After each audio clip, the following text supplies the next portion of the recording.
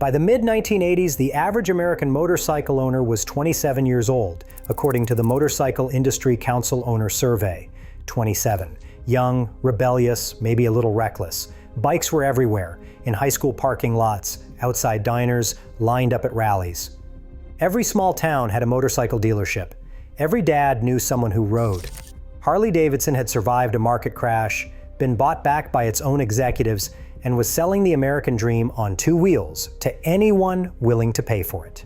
That was 40 years ago. Today, the average American motorcycle owner is 50, not 35, not 42, 50 years old.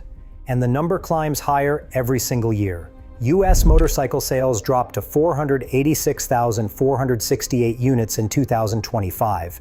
According to NYC industry data, down nearly 8% from the year before, and barely half of what the industry sold at its pre-recession peak of 892,000 in 2006. The first half of 2025 posted just 271,205 units, the weakest start to a year in a decade. Legacy American motorcycle brands are seeing market share shift toward Japanese and international competitors. The entire industry is in transition. So what happened? How did motorcycles go from a symbol of youthful rebellion to something your retired uncle does on sunny weekends? And is there any coming back from this? To answer that, we need to start with the numbers, and the numbers are brutal. The Motorcycle Industry Council has been surveying American motorcycle owners for decades, and the trend line reads like a slow-motion catastrophe. In 1985, the median owner was 27. The over 50 crowd was basically non-existent, representing just 8.1% of all owners. By 2003, the median had climbed to 41. By 2014, it reached 47. And then in 2018, the most recent comprehensive survey available, the median age crossed 50 for the first time in recorded history. Think about what that means for a second. In just over 3 decades, the typical motorcycle owner went from being a young adult in their prime to being eligible for AARP membership. The median gained 8 years between 1990 and 2009, then another 10 years in just the 9 years from 2009 to 2018. The aging is accelerating. And it is not because the same riders kept getting older, the young buyers simply vanished. Ownership among riders under 18 dropped from 8% of all owners down to just 2%. The 18 to 24 bracket, the demographic that used to be the beating heart of motorcycle culture, fell from 16% to 6%. Baby boomers now outnumber millennials among motorcycle owners by a ratio of roughly 4 to 1. NHTSA fatality data tells its own grim version of the same story. In 1975, 80% of motorcyclists killed in crashes were under 30. By 2023, that figure had dropped to just 30%, while riders over 50 accounted for 33% of deaths. Even the people dying on motorcycles are getting older. Now here is the sneaky part. Total motorcycle registrations in America have actually grown, from 4.3 million in 2002 to 8.79 million in 2023, the highest number ever recorded. On paper, that looks healthy, but it is an illusion. What is really happening is that the existing fleet is aging in place. Bikes are sitting in garages, getting ridden on occasional weekends, staying on the road longer because owners are not trading them in, and new buyers are not showing up to replace them. New unit sales have been stuck around 500,000 for over a decade, never recovering from the 2008 financial crash. The industry is a bathtub that is slowly draining, with the faucet barely running. But why? If you can buy a brand new motorcycle for under $5,000, why are young people not buying them? Because the bikes are not the problem. Everything else in the life of a 25-year-old is the problem. Here is something that might surprise you. Japanese manufacturers have actually held the line remarkably well on pricing when you adjust for inflation. A 1970 Honda CB750, the bike that basically invented the modern 4-cylinder motorcycle, cost $1,495 brand new. Adjusted for inflation, that is about $12,200 in today's dollars. A brand new 2025 Honda CB750 Hornet starts at $7,999 with ABS, traction control, and Bluetooth connectivity. That is 35% cheaper in real terms than the original. You can walk into a Kawasaki dealership right now and ride out on a Ninja 400 for $5,299. Yamaha's MT-03 starts at $4,999. Entry-level motorcycles from major Japanese brands sit between $4,499 and $5,299. So the bikes themselves are genuinely affordable. The problem is that absolutely everything else in a young person's life has become wildly expensive. A 25-year-old earning the median salary of about $59,800 takes home approximately $4,150 per month. Housing now eats 40 to 53% of income for 76% of Gen Z and Millennials, according to data reported by NASDAQ and NerdWallet. That is up from about 25% in 2000. Average student loan debt sits at $39,075 per borrower, with monthly payments running $200 to $299, consuming 4 to 6% of gross income before you even think about discretionary spending. More than 60% of Millennials and Gen Z report living paycheck to paycheck. Now stack motorcycle ownership on top of that already crushed budget. A mid-range bike like the Honda CB750 Hornet costs roughly $381 to $414 per month when you add up the loan payment, insurance running $1,000 to $1,200 per year for a rider under 25, gear at $800 to $1,500 just to get started, maintenance at $800 to $1,000 annually, fuel and registration. That monthly figure represents nearly half of all remaining discretionary income after housing, debt, food, transportation, and utilities are accounted for. Want a Harley Sportster S instead? That pushes to $590 to $632 per month, consuming virtually every dollar of discretionary spending. Premium American motorcycles have moved significantly upmarket over the past 2 decades. The 1986 Sportster 883 costs $3,995, which is about $11,100 adjusted for inflation.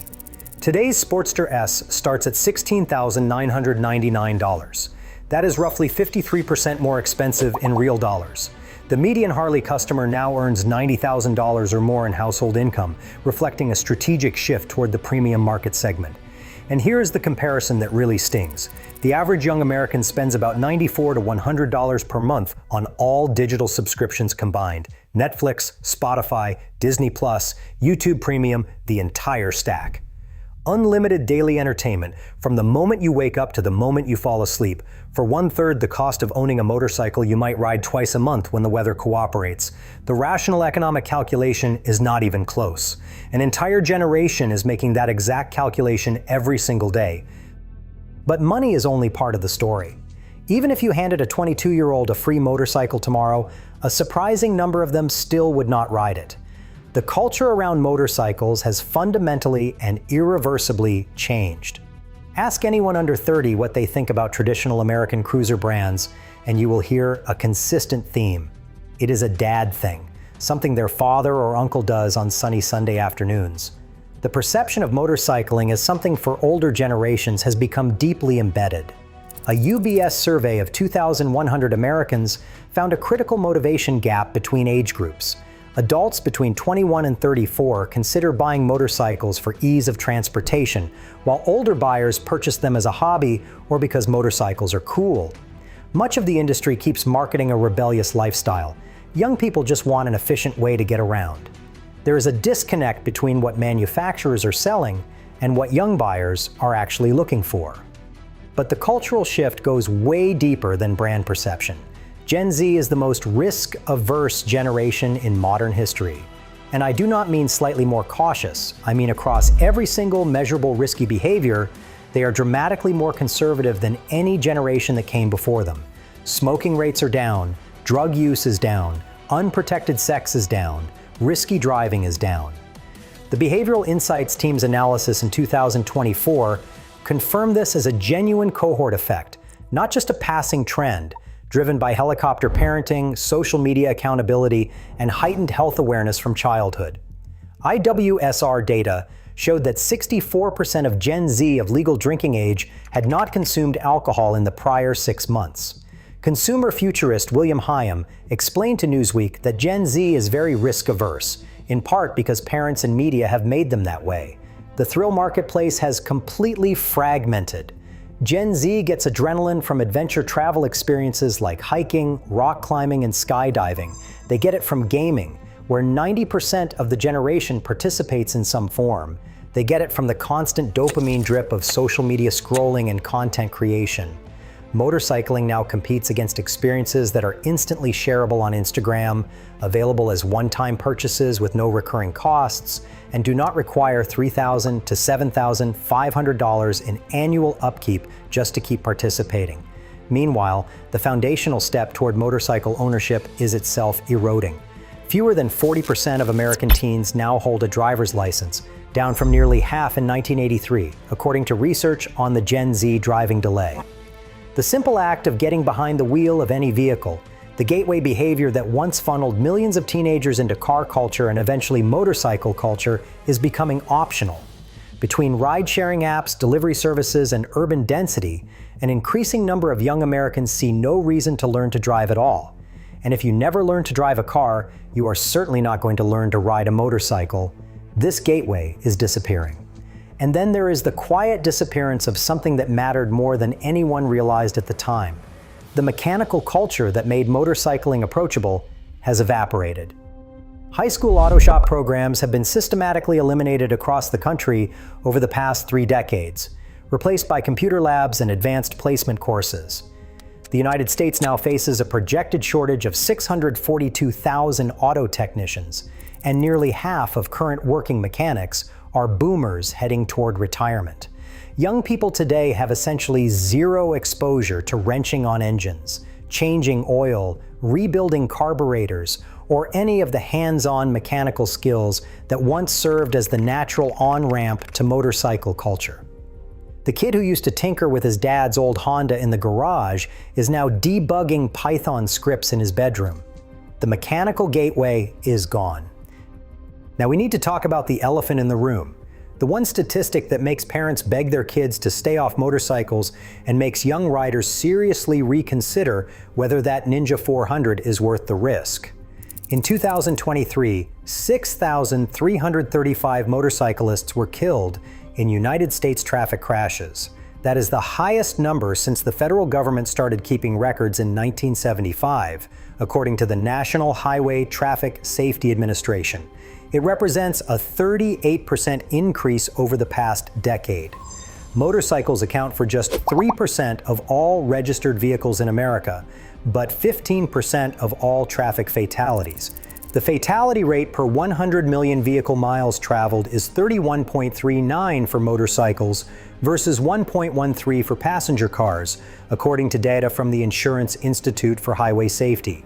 That's a ratio of 28 to 1. Getting on a motorcycle is statistically 28 times more likely to kill you than getting in a car. And the situation is actively getting worse, not because riders are becoming more reckless, but because everyone else on the road is becoming more distracted.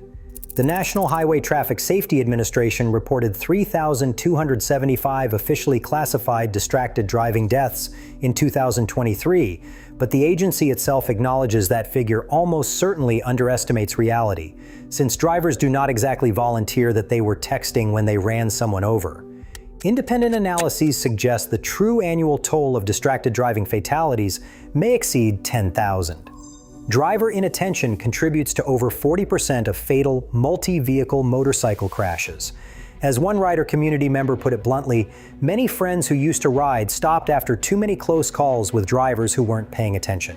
Gen Z is hyper-aware of all of this. Research compiled by CycleTrader found a widely held belief among young people that motorcycles are simply too dangerous, with many citing distracted driving and the omnipresence of smartphones as primary deterrents. This generation grew up watching viral crash compilation videos on YouTube and reading real-time fatality statistics on Reddit.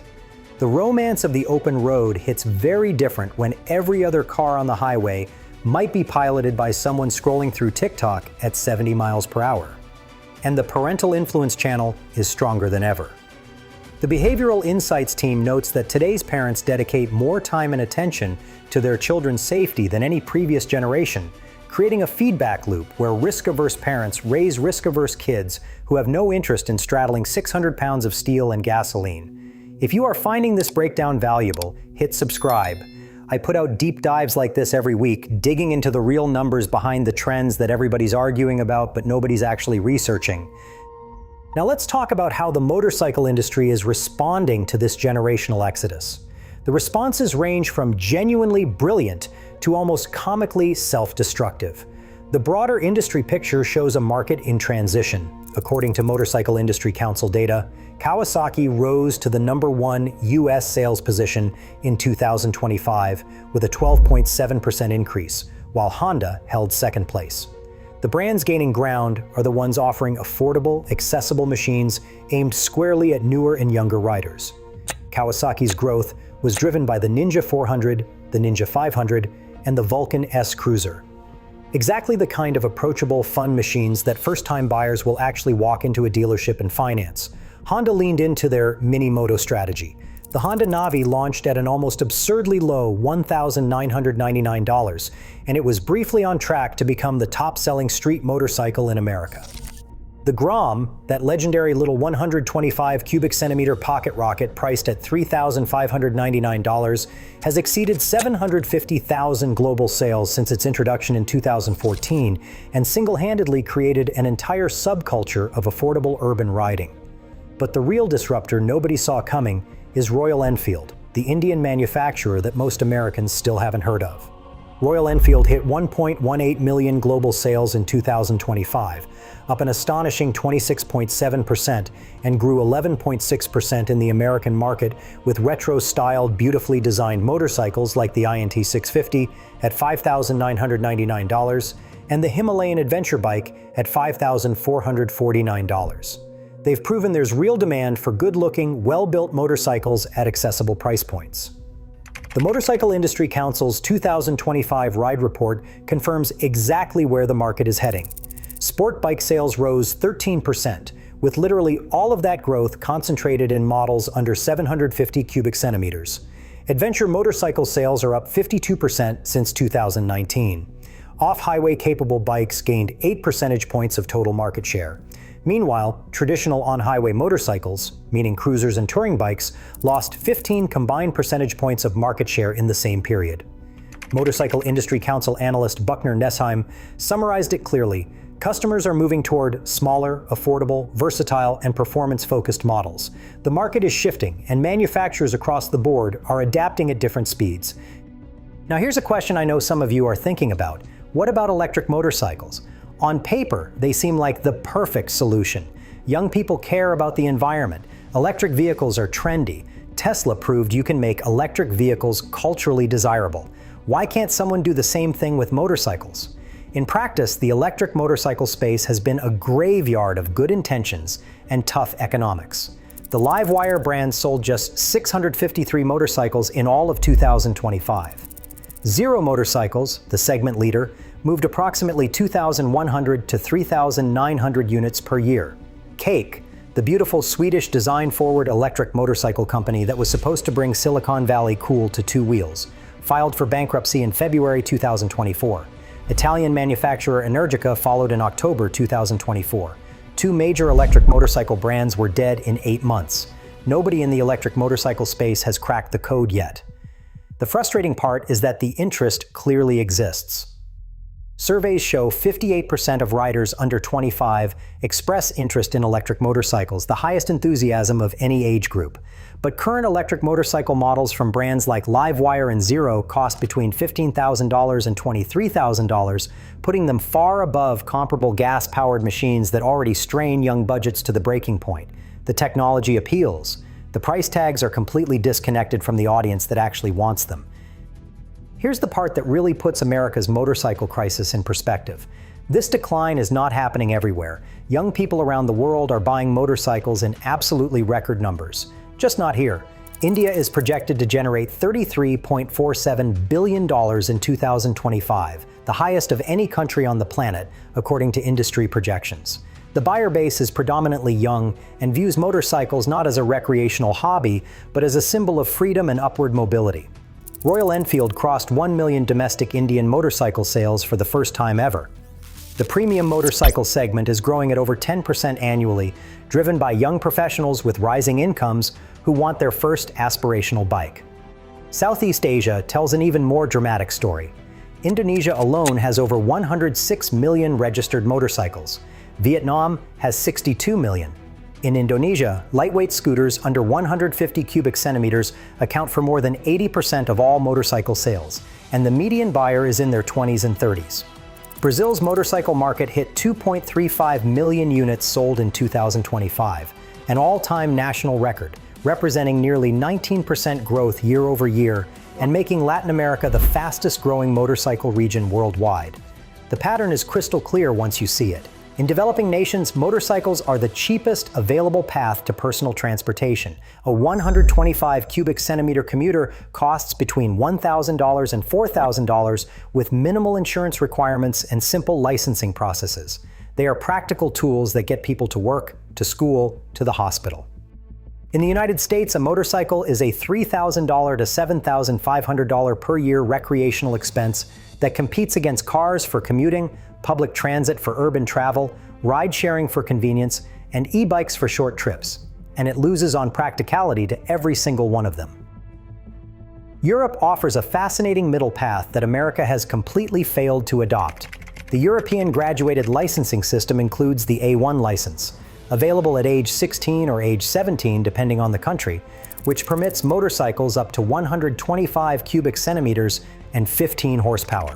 The A2 license at age 18 allows bikes up to 47 horsepower. This structured pathway creates a legal, affordable, low-risk entry point for teenagers that feeds them naturally into motorcycle culture as they gain experience and age up to more powerful machines. The United States has nothing remotely like it. An American teenager who wants to ride legally faces a patchwork of state-by-state regulations with no clear, nationally encouraged pathway into motorcycling. And then there is Japan, which is perhaps the most ironic story of all. It is home to Honda, Yamaha, Kawasaki, and Suzuki, the companies that literally build some of the best motorcycles on the planet. Japan's youth ridership crisis is actually worse than America's. In the 1980s, Japanese schools launched the 3 Noes movement, pressuring students to not ride motorcycles, not buy motorcycles, and not get motorcycle licenses. Combine that cultural suppression with notoriously difficult licensing tests and some of the finest public transportation infrastructure in the world, and you get a country where the motorcycle industry's own home market has been nearly abandoned by anyone under 40. All right, I've been hitting you with a lot of bad news, but here I want to push back on the doom narrative because there are genuine, measurable, bright spots in this data. They might point toward a future for motorcycling in America that looks nothing like its past, but is still very much alive. Women riders represent the fastest growing ownership demographic in the entire motorcycle market. Female motorcycle ownership climbed from 8% of all owners in 1998 to 19% in 2018, according to Motorcycle Industry Council survey data, with that number reaching 26% among millennial age owners specifically. The median female rider is 39 years old, a full 11 years younger than the male median of 50. Over 4 million women now ride regularly in the United States, and 60% of them have completed formal safety training courses, compared to only 42% of men. Women-specific riding events like Babes Ride Out and Wild Gypsy Tours are selling out and building vibrant community networks in ways the traditional, male-dominated motorcycle industry never managed to create. The adventure riding community has quietly become one of the most genuine cultural movements in modern motorcycling. Adventure bike sales are up 52% since 2019, according to Motorcycle Industry Council data. BMW Motorrad sold a record 210,408 motorcycles globally in 2024, driven largely by their legendary GS Adventure lineup. Backcountry discovery routes, the crossover with vehicle overlanding culture, and shows like Apple TV's Long Way Up have expanded the adventure riding audience far beyond traditional motorcycle demographics. And critically, the 250 to 500 cubic centimeter adventure bike segment is attracting a noticeably younger demographic through lighter, more affordable, less intimidating machines that welcome beginners instead of scaring them away. Motovloggers have built a legitimate cultural gateway into motorcycling that simply did not exist 15 years ago. Fort9 reaches 2.3 million YouTube subscribers with thoughtfully produced motorcycle content. Revzilla reaches 1.5 million. Creators like Yami Noob and Itchy Boots produce aspirational content that functions as a discovery pipeline for people who never grew up around motorcycles. During the pandemic lockdowns, motorcycle content creators saw massive surges in viewership and engagement as millions of stuck-at-home viewers stumbled across riding culture through their screens for the first time. YouTube and TikTok have become the primary way new riders discover motorcycles today, replacing the neighbor's garage and the high school parking lot of every previous generation. The pandemic itself created a real, measurable bump. United States motorcycle sales rose 11.4% in 2020 and another 14.2% in 2021. Motorcycle Safety Foundation course enrollment jumped an estimated 48%. Hagerty, the collector vehicle insurance company, reported that Millennial and Generation Z motorcycle insurance quotes spiked 5 percentage points in 2020. Off-road motorcycle sales surged 46.5%. Hispanic, Black, and Asian American riding communities are growing steadily and trending noticeably younger than the traditional white male rider demographic. But let's be honest about the limits of these bright spots. The pandemic bump did not last. Sales in 2025 have fallen back below pre-COVID levels. The structural barriers of cost, insurance, urbanization, and cultural perception have not budged. And here is maybe the most frustrating data point in this entire story. A civic science consumer study found that millennials are actually more likely to be actively in the market for a first motorcycle than the general adult population.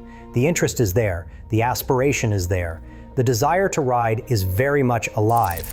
But the gap between wanting a motorcycle and buying one is filled with an average monthly rent of $1,660, $39,000 in student debt hanging over their heads, and the cold, rational math that $94 per month in streaming subscriptions delivers more hours of daily entertainment than a monthly motorcycle payment of more than $400 for a bike that sits under a cover most of the week. So where does all of this leave the American motorcycle industry? The future exists, it's real, but it looks absolutely nothing like the past. It's smaller displacement engines, more diverse ridership, more practical applications, and a lot less wrapped up in the chrome and leather mythology of Marlon Brando and Easy Rider. The manufacturers who understand this transformation are already growing. Kawasaki climbed to #1 with affordable, fun Ninja sport bikes.